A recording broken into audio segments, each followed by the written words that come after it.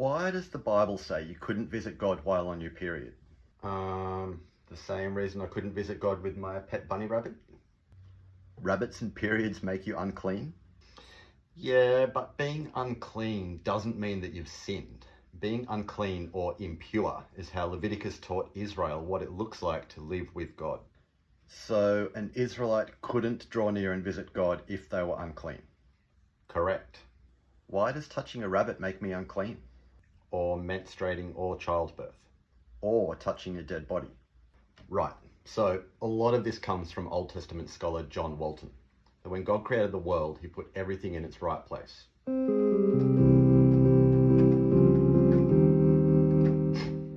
He separated light from dark. He separated day from night. He separated the waters on the ground from the waters in the sky. He separated the dry ground from the water. And then he put sky creatures in the skies, and he placed land creatures on the ground. He plopped the sea creatures into the waters?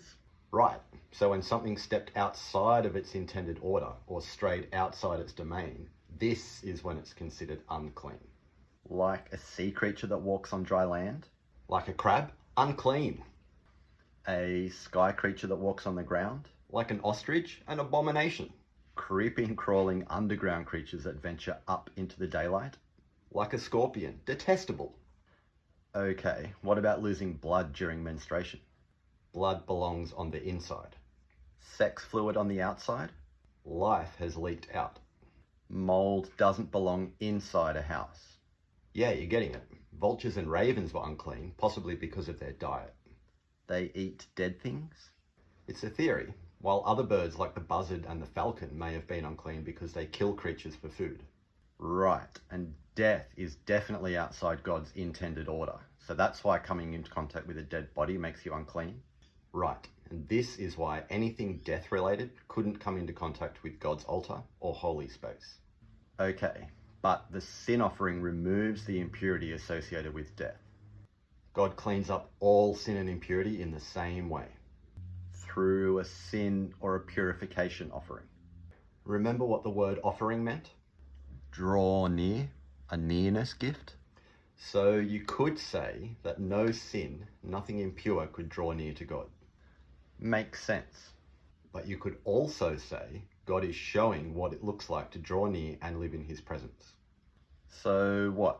When we're living in God's presence, everything will be in its right place.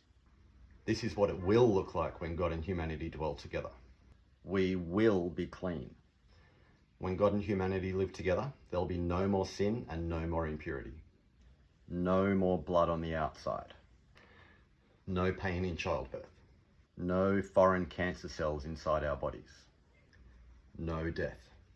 So when God does show up among humanity, does he avoid impurity? Does he clean up both moral and ritual impurity in the same way? Well, what happens when a woman who had been bleeding touches Jesus? She's immediately healed. The man with leprosy? Well, he's unclean. Jesus reached out and touched him and said, "Be cleansed," and he was healed. What happens when Jesus comes into contact with a dead body? Death cannot exist in the presence of the God of life.